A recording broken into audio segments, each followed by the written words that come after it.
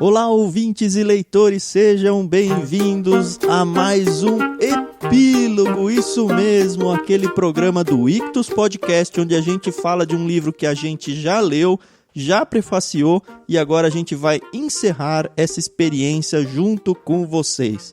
Eu sou o Thiago André Monteiro, vulgo Tan, e eu estou aqui com a Carol e com o meu filho Lucas, que vão ajudar nessa tarefa deliciosa que é fechar um livro pela quarta capa. Tudo bem, Carol?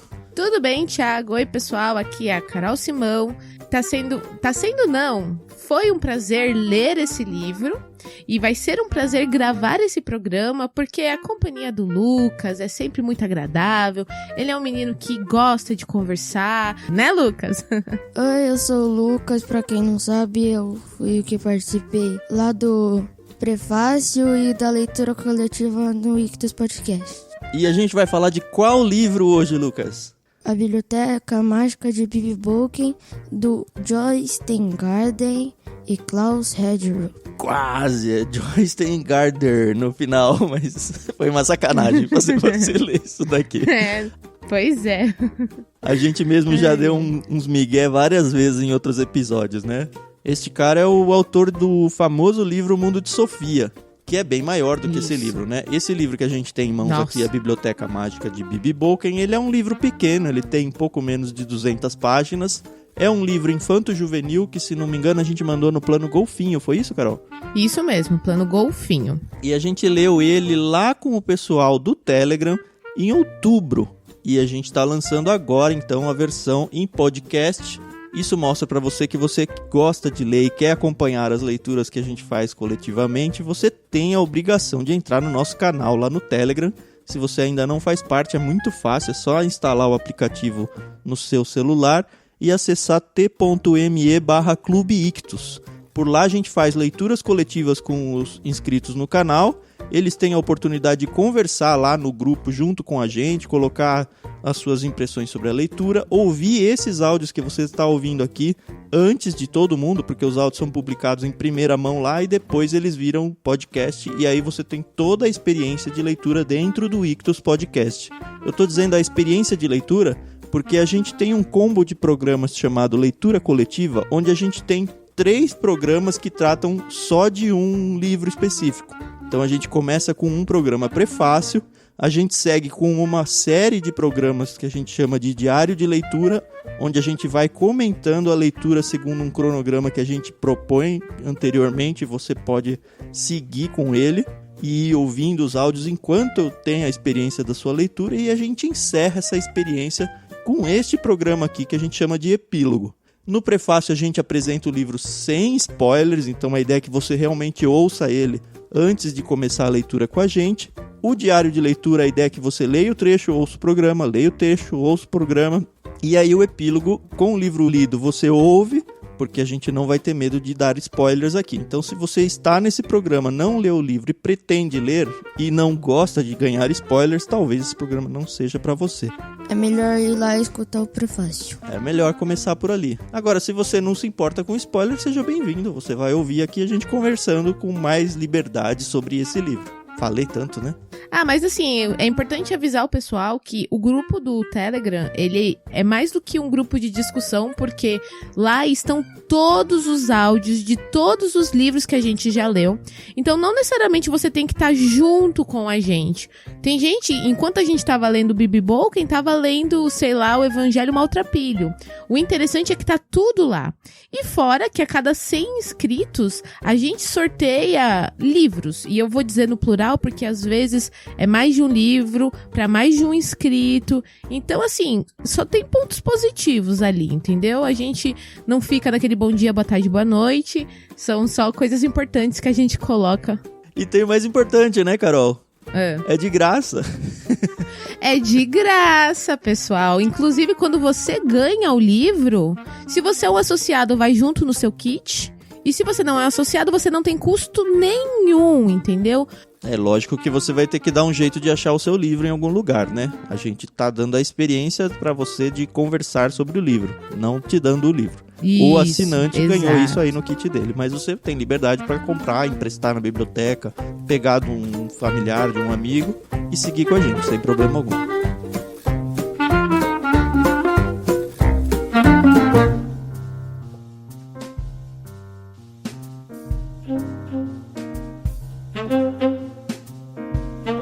Mas beleza, a gente tem que começar a falar sobre o livro, né? A Biblioteca Mágica de B.B. Bolkin, ele é separado em 2 partes. A primeira parte é um tal de livro de cartas e a segunda parte é uma história corrida.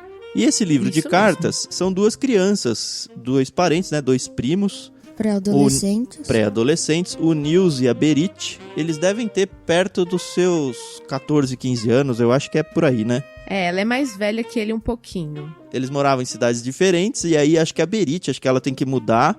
E aí eles combinam que eles vão começar a trocar cartas, porque é interessante notar que é um tempo pré-internet isso daqui, né?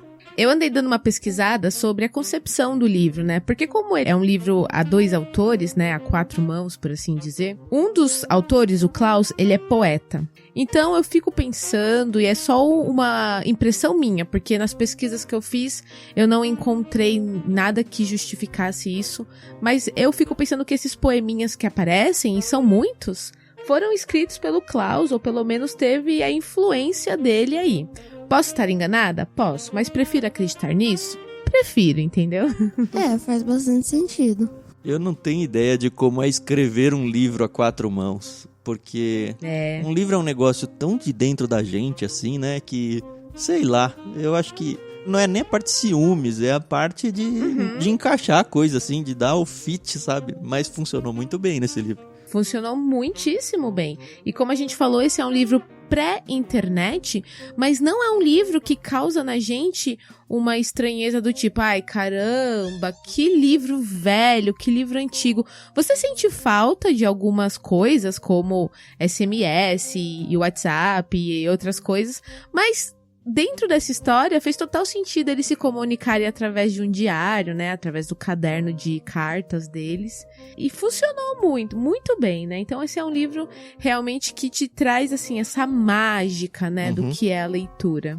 A logística de troca de cartas entre os 2 primos não é que eles ficam mandando cartas um pro outro, é que eles decidem comprar um caderno, tipo aqueles diáriozinho de menina com um cadeadinho, e aí cada um fica com uma chave. E aí quem viaja é esse diário. Então eles escrevem a carta nas páginas desse diário, tranca, manda pro correio. Aí o outro recebe, lê, continua nessa própria caderneta aí, tranca e manda de volta pro outro. Então a primeira parte do livro, que é um pouquinho, acho que mais da metade dele, é justamente essa troca de cartas entre os 2. E é muito legal, porque os 2 são muito amigos, eles são primos, né? E um fica alfinetando o outro o tempo todo. Você percebe que o Nils, ele tem um certo ciúme da Berit. Você percebe que a Berit, ela tá começando a entrar na puberdade. E aí ela começa a passar maquiagem. Ela começa a se interessar pelos meninos da escola nova. E o Nils, ele é todo moleque ainda, é crianção, né? Mas por que a Biblioteca Mágica de B.B. Bolkin? O que acontece? Então a gente começa com os 2 primos terminando uma viagem de férias, e aí é quando eles decidem se comunicar através de cartas, mas durante essa viagem que eles fazem, eles conhecem uma mulher, e é uma mulher extremamente extravagante. E na minha cabeça, quando eu penso nessa mulher, me vem aquela atriz, a Emma Thompson, que ela fez uma das professoras do Harry Potter, que tinha um óculos fundo de garrafa, sabe? Sim. Que ela era toda descabelada. Então, na minha cabeça veio ela, entendeu? Doidinha, né? Muito doidinha. Na minha cabeça veio aquela louca do Esqueceram de Mim 2. Do parque, aquela mendiga. Ah, sei. Sim. Ah, então, pois é. Olha como é interessante. E aí, conforme eles vão se comunicando nas cartas, eles meio que sem querer se envolvem numa trama quase policial, né? De detetives, essa é a palavra. Essa mulher, essa personagem, ela se torna muito recorrente na vida dos 2 primos. E essa é a B.B. Bolkin, né? Isso, eles descobrem que ela é a B.B. Bolkin e que, estranhamente, ela tem muito a ver aí com livros.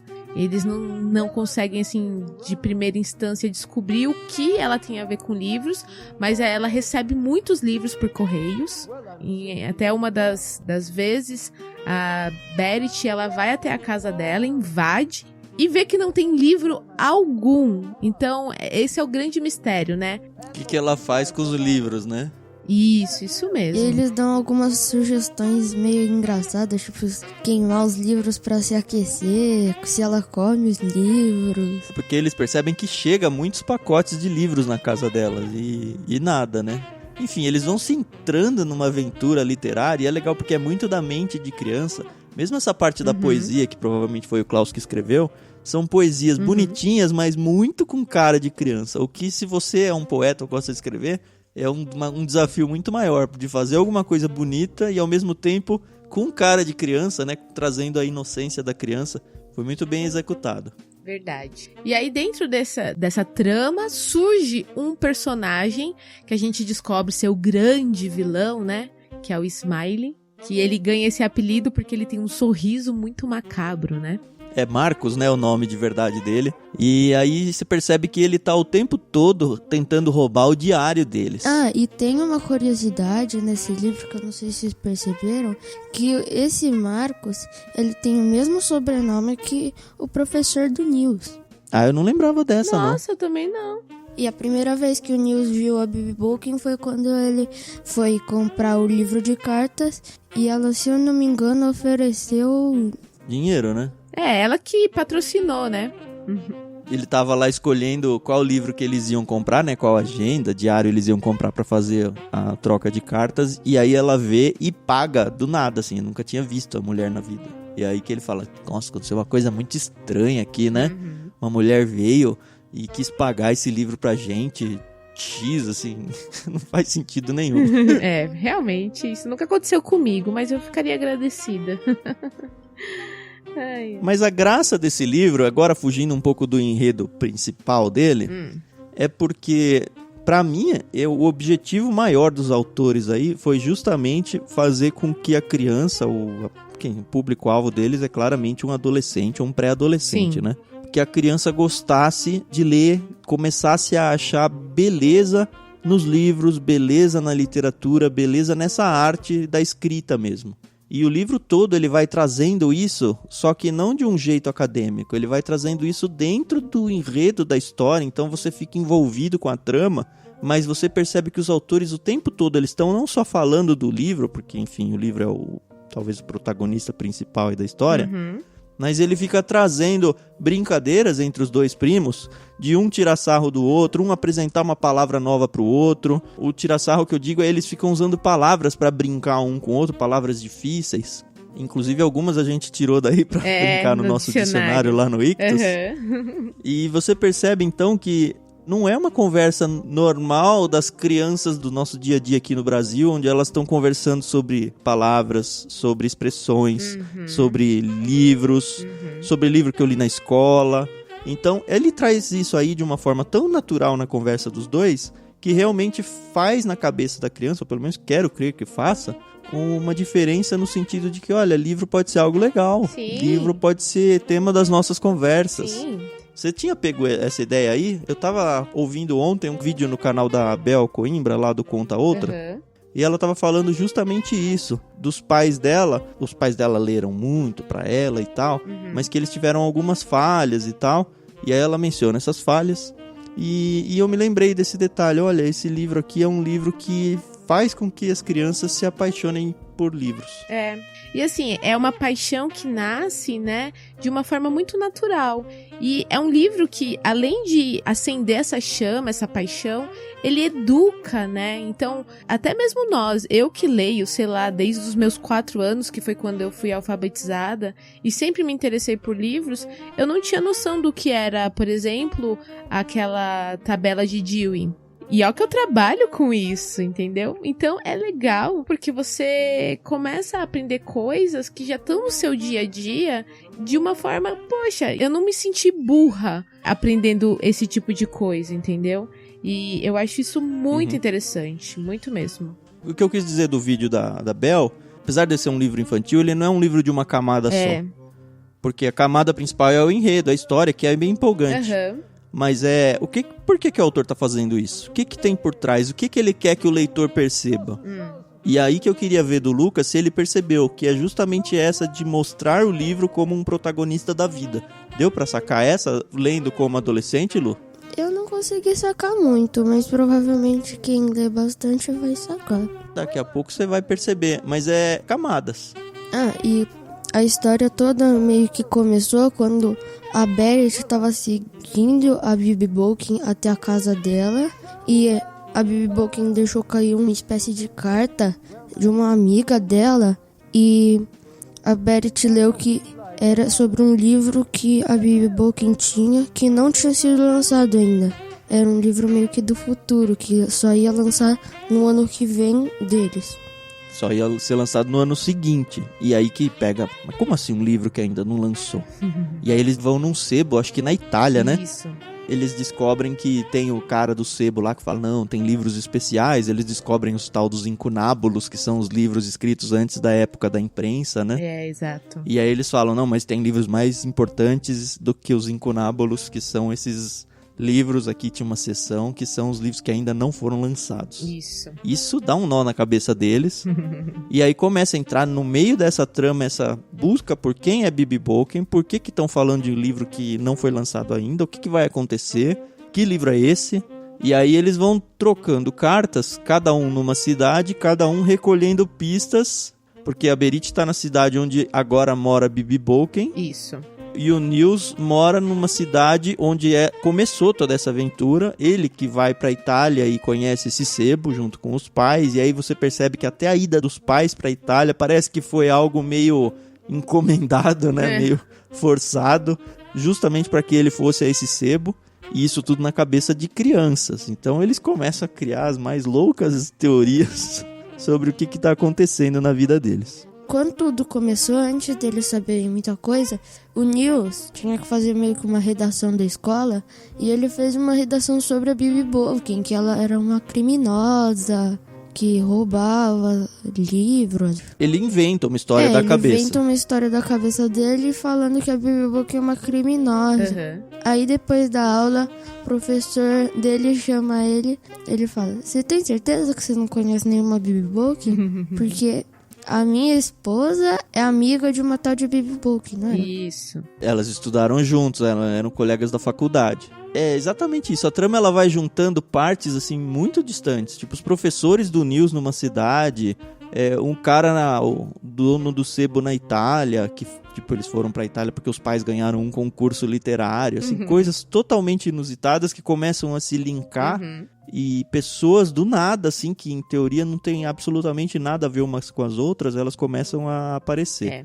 Isso tudo vai acontecendo, a gente vai descobrindo junto com os protagonistas aí, porque eles vão descobrindo e contando, empolgados um pro outro através do diário deles. E a gente tá lendo o diário junto com eles. É isso. Isso. E como bons adolescentes com a cabeça cheia de imaginação, até a realeza norueguesa e alguns políticos americanos são meio que envolvidos numa trama que no final a gente vê que é apenas fruto da imaginação deles, né? Então... mas a gente fica naquela, nossa, criança, nada a ver. Na verdade não é exatamente fruto da imaginação.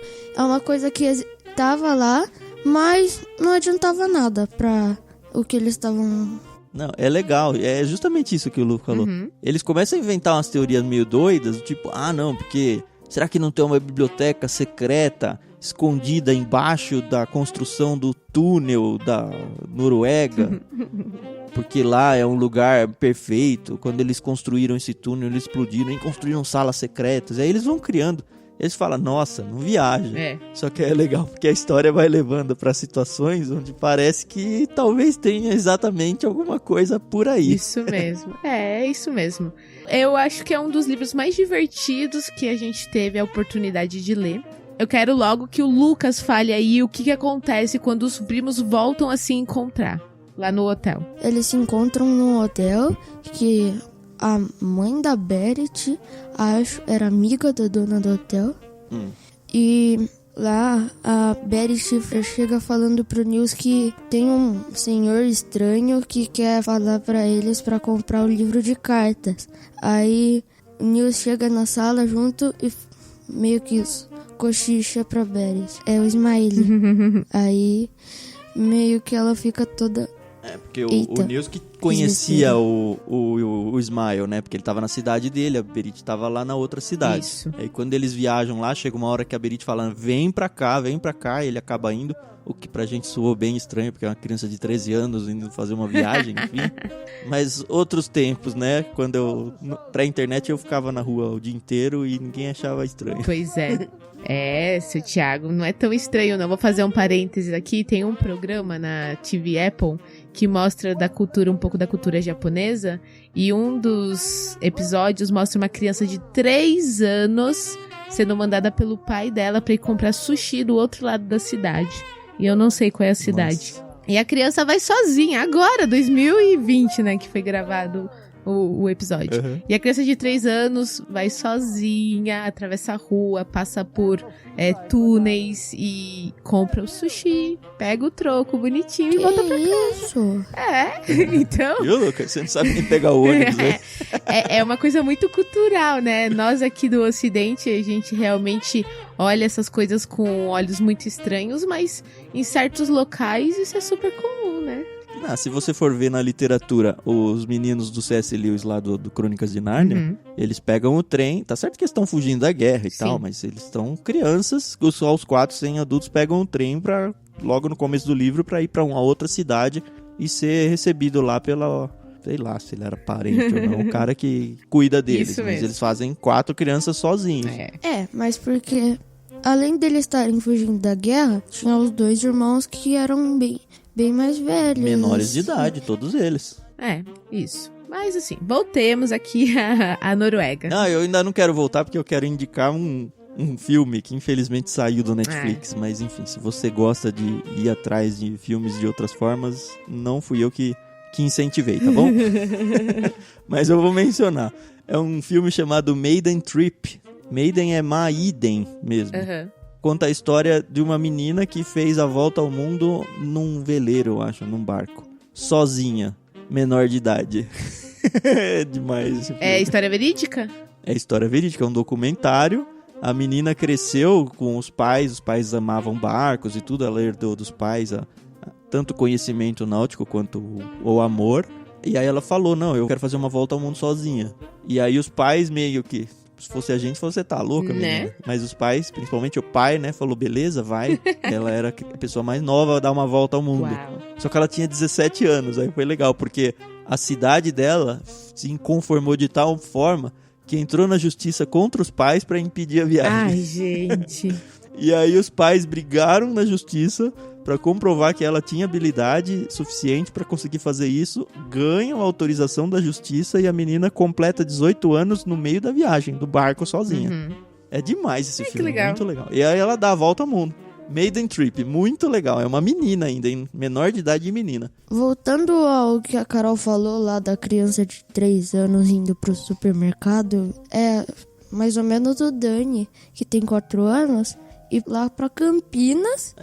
O Dani não Fazer sabe nem compras. mexer dinheiro. Então, mas enfim, é outra realidade. Né? Só pra ter noção, o menino lá de 3 anos, ele pega o troco e ele ainda compra um Pokémon pra ele.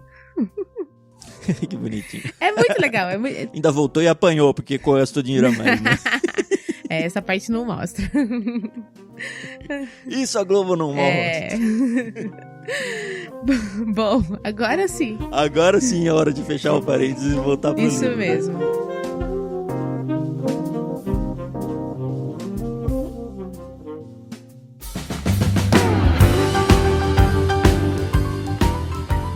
Essa parte que o Lucas mencionou já é a segunda parte do livro, porque o Marcos ele consegue roubar dos dois.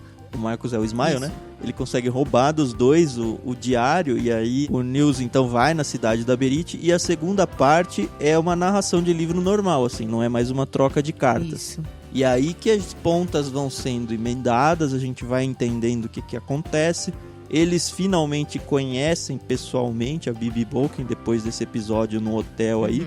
Porque ao mesmo tempo que eles estão investigando ela, eles têm muito medo dela. Sim. Eles chamam ela de bruxa dos livros, louca dos livros. E então são dois personagens que na cabeça dos dois eles estão tentando de alguma forma agredir eles. Um é a Bibi Bolkin e o outro é o Smile.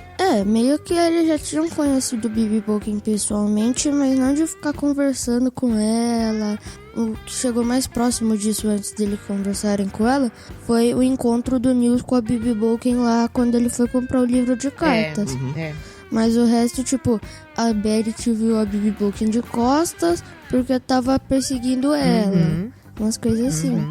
E quando os dois primos, eles finalmente encontram na Bibi Bolkin uma aliada, porque eles estão com medo, né, de sofrerem, sei lá, serem até agredidos fisicamente pelo Marcos, o Smiley.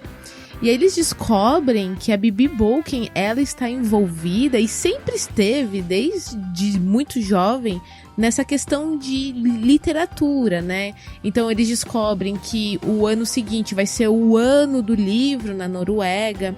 Então, realmente, a realeza, ela estava envolvida porque eles estão construindo um local onde eles querem colocar todos os livros que foram publicados na Noruega. E aí, o italiano, que é o dono do sebo, que é o Mário, ele é um senhorzinho super simpático, que também ama literatura, e é ele que guarda esses tesouros no sebo dele. Então, ele é um pouco mágico, né? Ele é um ser místico, assim, a gente pode dizer. Não tem mágica no livro, mas, assim, a imaginação, ela já é um superpoder, né? E os professores, aliás, o professor do Nils e a esposa dele também estão meio que envolvidos nisso, mas sempre de uma forma muito boa. E aí já existe até uma editora que está interessada em publicar esse livro. E aí, o que eu acho muito interessante é que as crianças, elas foram meio que induzidas a escrever um livro, né? Então, a Bibi Bolkin já tinha isso em mente desde o início, quando ela conheceu eles naquela viagem, e ela viu que eles tinham escrito um poeminha, quando ela patrocinou a compra do caderno, né? Então, ela já tinha isso meio que em mente. Não sei se é uma boa ideia, mas funcionou, né?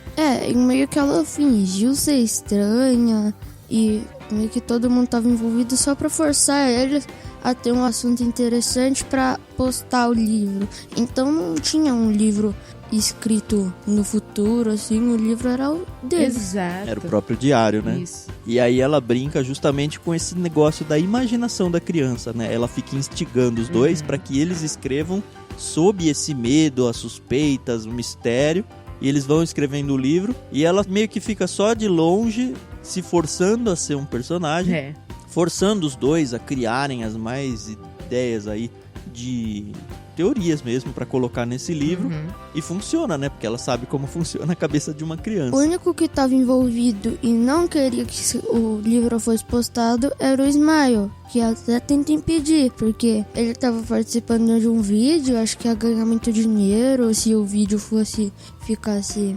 Então, essa é mais uma coisa de camadas, filho.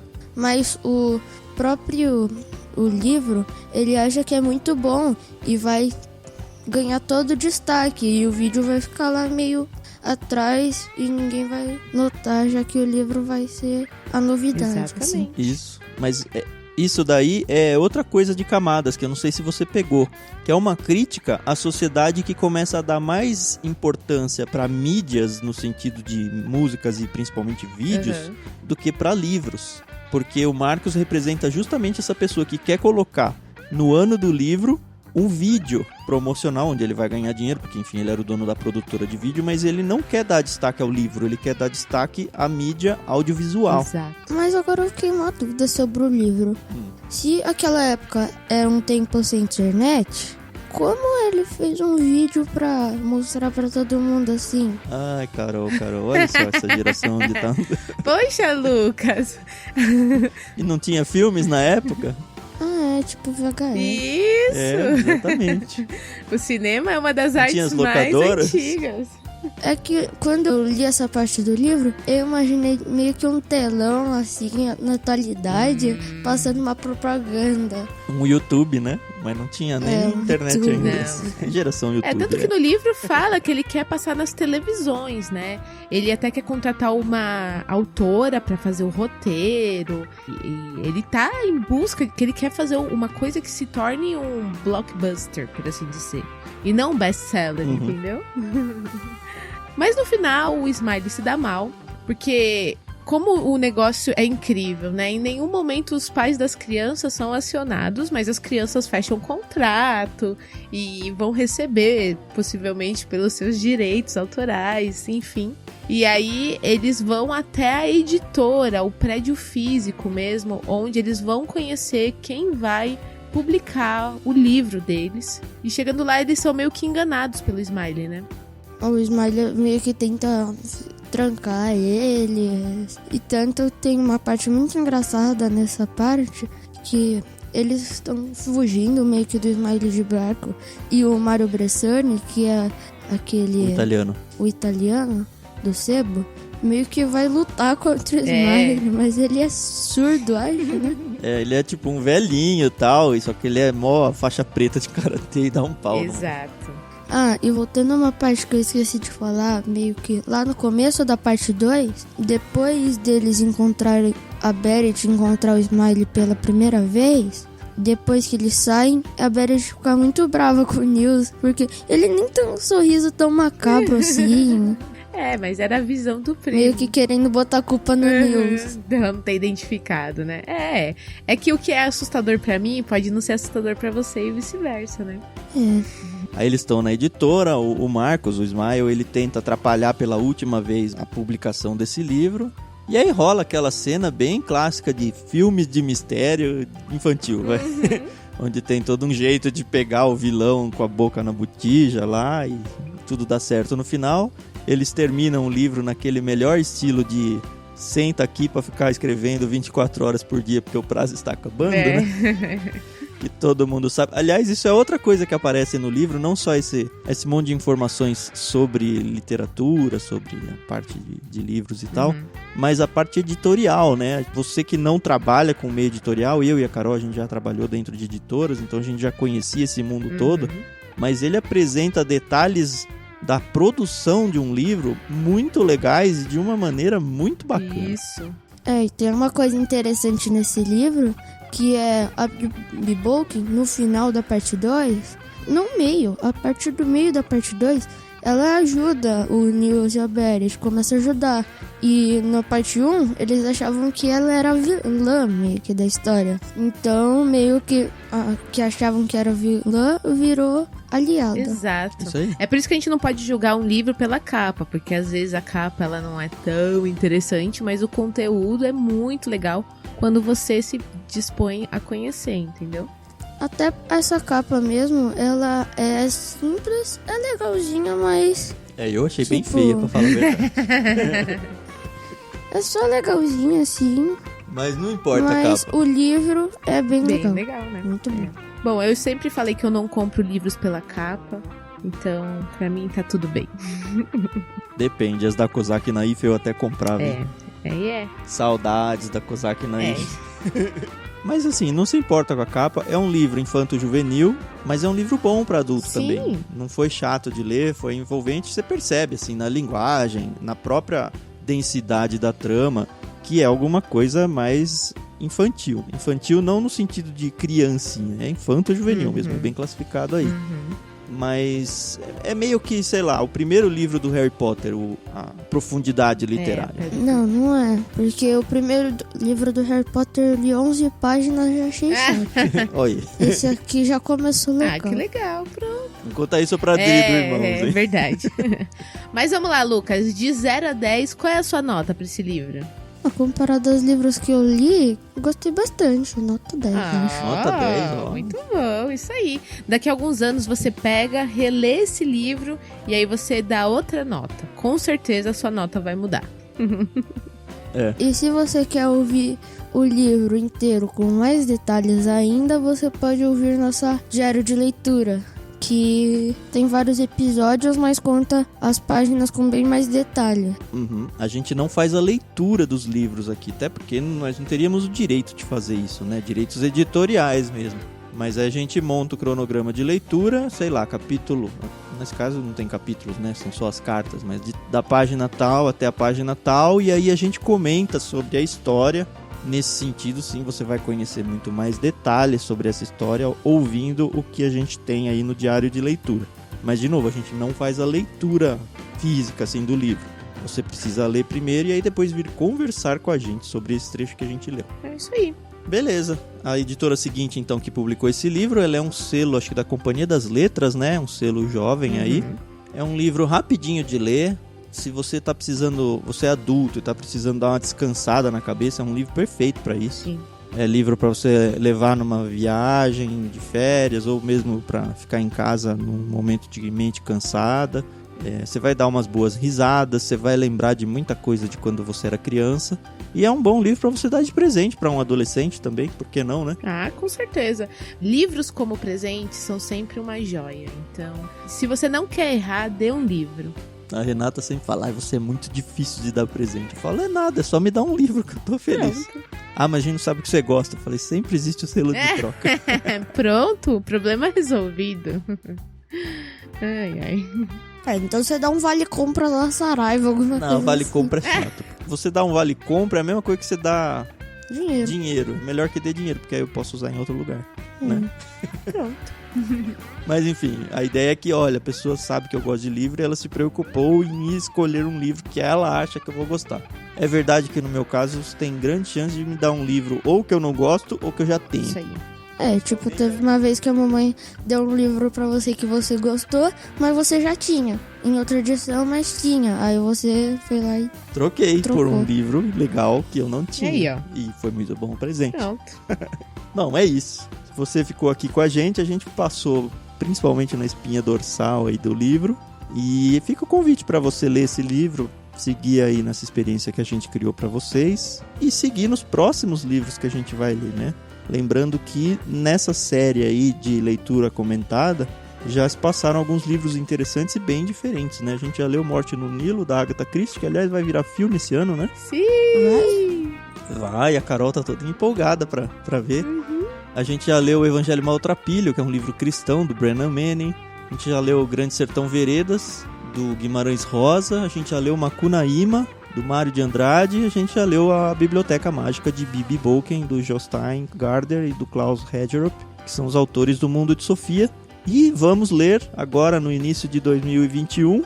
Os Irmãos Karamazov. Isso aí, o Tijolaço, Os Irmãos Karamazov, de Dostoiévski. Então, assim, tem leitura para todo tipo. A gente leu aqui um livro infanto-juvenil e agora tá lendo Dostoiévski. E uma coisa que eu gostei bastante desse livro é que teve uma cena, umas partes, que eu imaginei meio que uma cena de escura, mais de mistério. Deu mesmo. Um medinho, né? Aí teve uma cena que eu imaginei super colorida. O final, por exemplo. Olha um cineasta surgindo aí. Ó. O Steven Spielberg se cuide. É isso mesmo, o legal do livro é essa imaginação, né? Porque no filme você tá refém do que quem construiu o livro fez pra você. Então a imagem já é entregue pra você. Quando você vai pra um livro onde você não conhece os personagens, isso ficou bem claro na imagem que a gente criou aqui da Bibi Bolken, né? Cada um constrói o personagem na sua mente do jeito que quer. Por mais que o autor fale, é assim, assado a pessoa, ele não dá todos os detalhes. Então pessoas diferentes imaginam portes diferentes, idades diferentes, tudo diferente. E isso é muito lindo. Com certeza.